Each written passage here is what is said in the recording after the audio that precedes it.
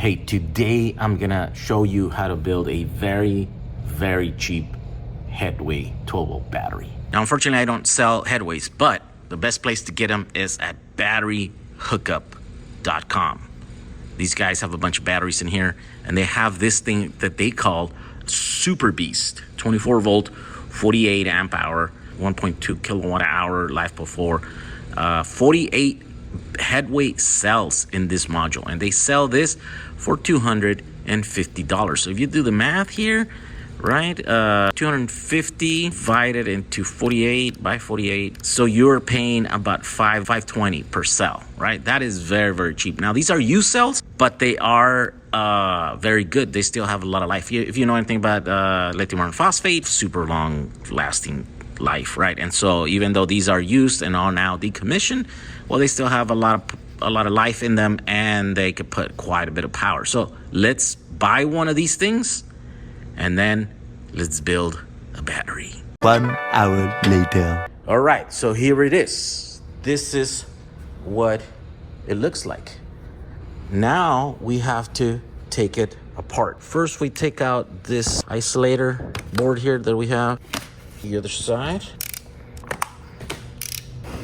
Let's check the voltage. Right, currently right now it's at 26.1 volts. The cells are a very good voltage, so that is good news. Well, first things first, if you are looking to build a 24 volt battery, well, there it is, you have it. All you have to do is get a mating connector. These are easy to find. Like if you're doing like running an RV or something, yeah, just get a few of these, connect them parallel, connect the BMS in here. You're ready to go. But if you're gonna want to run a 12 volt battery, then continue the further tear down of this, and then so we can rebuild it. So then the next thing is just to take the plates off, all the cells out of here.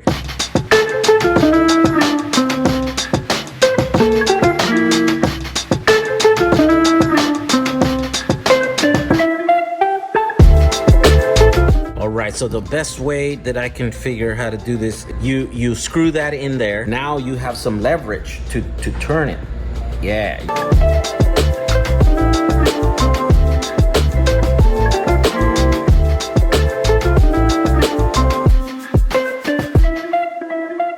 All right, so here's what you end up with. Hardware, bus bars, holders, and then all the cells. These, I think, were air cooled, so they're super dusty, so you gotta clean them.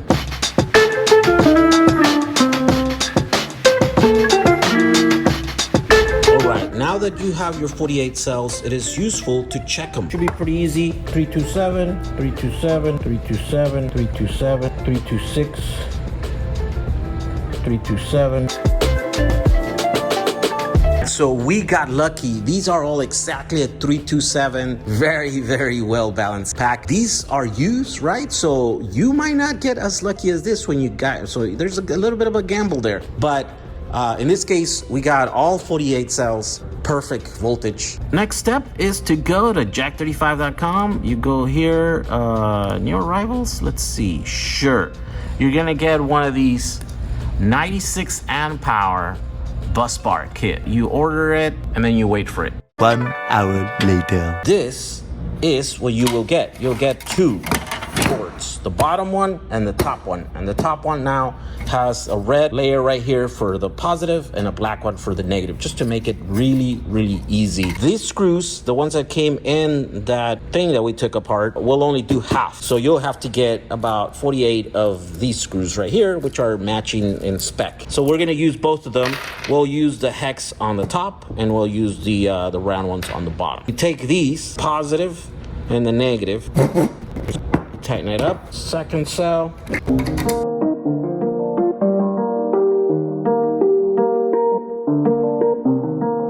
All right. Next, let's do the second layer. It's negative, so all the black ones go that way.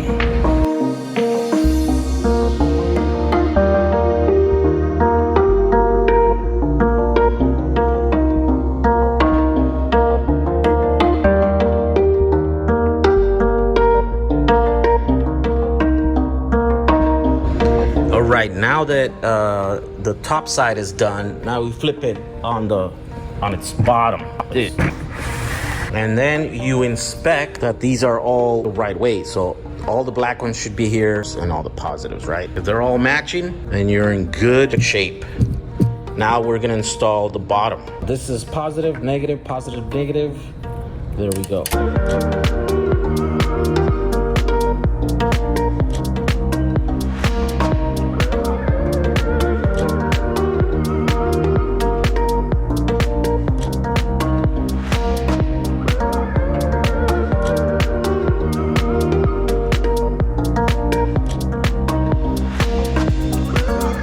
And there you go. You have your 96 amp hour, 12 volt Headway battery. This battery is a beast, and I mean a beast. Let me tell you, each one of these strings of 4 cells could do, on a dead short right here, can do about 300 amps. You multiply that by 12, that's over 3,500 amps. 3,500 amps that this can potentially do on a dead short. Now, most people are using these batteries for audio because they can put so much power. If you load them up at a dead short, yeah, the voltage goes down to, like, you know, maybe 4 volts or something, right? So that's not very usable. So the usable voltage is less than that. I'll probably say somewhere around, you know, 1,500 amps or something like that, right? So you're still talking about, you know, crazy amounts of wattage that you can do. You probably could do, you know, 20,000 watts with this one. Now, there's some caveats here. Obviously, this is all live, so do not set this battery on anything that is conductive while it's like this, because you will short the hell out of this thing. It will completely melt. It will completely destroy whatever surface you put it on that is metallic, right? And the batteries are going to win. They're gonna make holes if you set it on a bench that is metallic. Another thing is, when you're running this and you're gonna install this, don't try to run a single cable, just one big fat cable to get all the power out of here. Obviously, that's not gonna work, right? Doesn't matter, you know, the cell the closest to wherever you're gonna removing the power, that's gonna see the brunt of all the stress, and then it's gonna get unbalanced, it's gonna run hotter, you're gonna run into a bunch of problems. So usually when you have this much power requirements on whatever project you're doing, whether it be car audio or whatever, then you have a bunch of amps. So run each individual cable, right, from those amps, and then run it to this battery. This essentially is your distribution blocks right here. Don't use external distribution blocks. Distribute from the battery. So you have 10 amps or something, or 6 amps or something, run the 6 cables in here, right, so that it's a more distributed. And don't run it all on the one side. Try to run in the middle and then go from there on, right? One here, one there, skip a few of those if you're only running 4 or 6. But I would say a minimum of 4 cables going in and going out of this battery, I would say, right, depending on how much power you need. But these will accept 2 American wire gauge. I know some people are going to want something bigger, but for right now, we don't have. Maybe in the future, we will make blocks that will accept, you know, 1-aught, 2-aught cables or whatever, and then have like a beefier thing, you know, so that you can distribute the power more efficiently, or, you know, you have more options when it comes to that. But right now, this is huge battery, very, very powerful, and you can get it very, very cheap. The Super Beast from Battery Hookup, it's like $250. This is bus bars right here, like $110. You're like $350, under $400. You have this battery that would cost thousands and thousands of dollars if you had to buy it from someone that made it, right? So yeah, you can get creative. You can make a box, you know, that isolates this so that it's no longer a risk of short in here. And then you run probably something on the top, maybe with acrylic or something like that. The options are limitless. Also, most people that are running these batteries are not running a BMS because it's such a huge amount of power that they're demanding out of them. And so, you know, there are no BMSs that can handle that kind of current, right? Or they're, you know, bigger than this battery. And so what they're doing is they're simply running them with balancers, right? And, you know, even a tiny little balancer like this would help, because these cells, they came out of the same module. So that means they have the same life, right? And so they have the same degradation. They have the same characteristics. So these, for the most part, are going to remain very, very balanced unless something bad happens.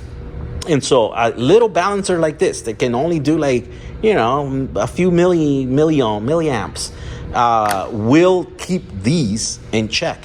And if it doesn't, one of these ones is great because, well, it'll tell you. You could just simply go in there and look at the thing, and like if a group starts drifting or whatever, then you can see, and then you could then decide to shift cells around or change cells or whatever you want to do, right? But something like this will help. There definitely are a bunch of balancers out there in the market that people are using.